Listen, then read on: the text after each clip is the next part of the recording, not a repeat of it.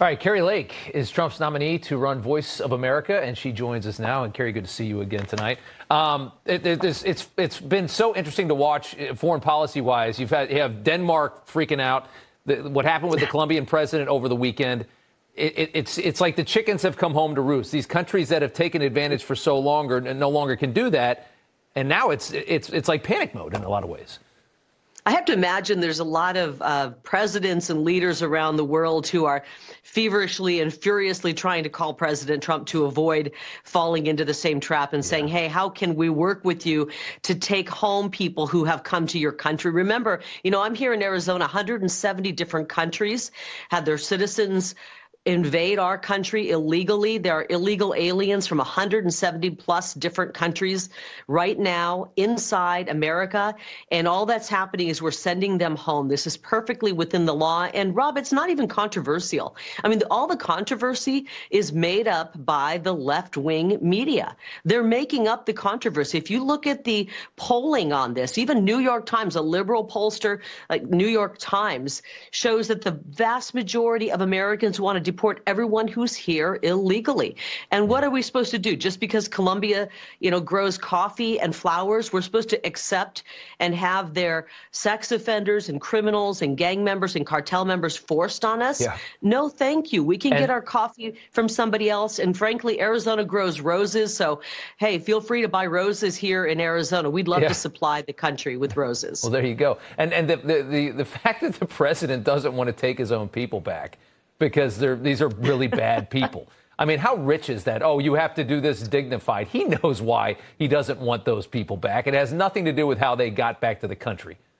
I think we did handle it in a dignified way. We put them on a plane and flew them home. And this is, other countries wouldn't be so nice. We're actually providing that trip home. Yeah. And then he's acting like we are not being respectful. Well, I don't think it's very respectful for a world leader to deny their own citizens coming back home. But they will get there one way or another.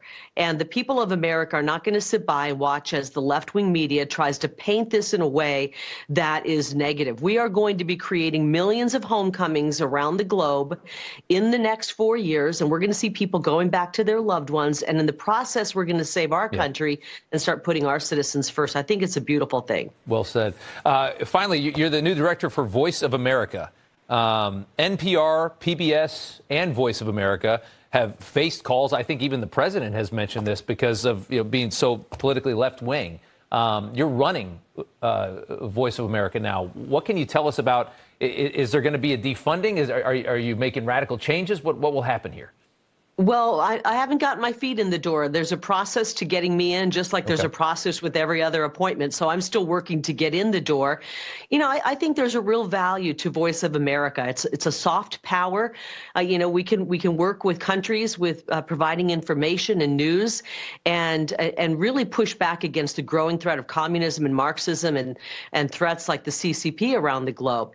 But if it's run in a way that is any way at all anti-American or supporting our adversaries, then that's not effective, and that's not what our money should go toward. So we want to make sure that we're telling America's story, we're telling it accurately. There's going to be a lot of things happening over the next 4 years. I mean, look what's happened over the last week. Now imagine that over 4 years, and we have to tell that at Voice of America in an accurate and fair way. We don't want VOA to be, TDS news. We want VOA to be fair and accurate. And so when I get in there, we're going to make sure it's fair and accurate, and we can do quality journalism, and hopefully we can change the world in a better way, talking about the values of America, pro-America, and prevent wars and use this soft power. Yeah, well, I mean, Voice of America, this is how a lot of people around the world, how they view this country is through that lens, because it broadcasts around the world. Kari Lake. That's right. Thank you so much. We appreciate it. Thank you, Rob.